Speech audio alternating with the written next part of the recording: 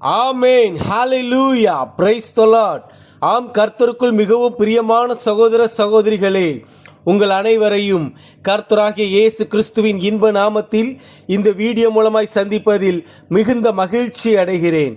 ஆம் பிரியமானவர்களே, இன்று நாம் வாசிக்கும்படியாக தெரிந்து கொள்ளப்பட்ட சங்கீத பகுதி சங்கீதம் 58 வசனம் 1 முதல் 11 வரை. தான் கெட்டு போகாதபடிக்கு அல்தஸ்கேத் என்னும் வாத்தியத்தில் வாசிக்க தாவீது பாடி ராக தலைவனுக்கு ஒப்புவித்த மிக்தாம் என்னும் சங்கீதம். 1 வசனம். மௌனமாய் இருக்கிறவர்களே, நீங்கள் மெய்யாய் நீதியை பேசுவீர்களோ?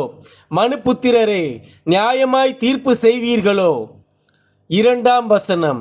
மனதார நியாயக்கேடு செய்கிறீர்கள், பூமியிலே உங்கள் கைகளின் கொடுமையை நிறுத்து கொடுக்கிறீர்கள்.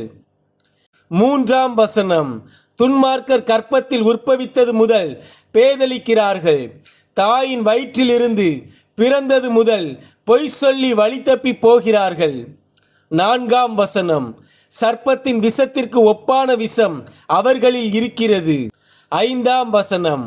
பாம்பாட்டிகள் வினோதமாய் ஊதினாலும் அவர்கள் ஊதும் சத்தத்திற்கு செவிகொடாதபடிக்கு தன் காதை அடைக்கிற செவிட்டு விரியனைப் போல் இருக்கிறார்கள்.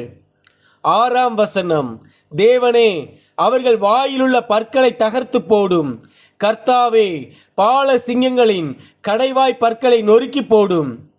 7 வசனம். கடந்தோடுகிற தண்ணீரைப் போல் அவர்கள் கழிந்து போகட்டும்.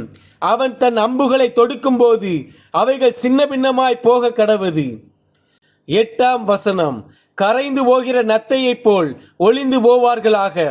ஸ்திரீயின் முதிரா பிண்டத்தைப் போல் சூரியனை காணாதிருப்பார்களாக. 9 வசனம்.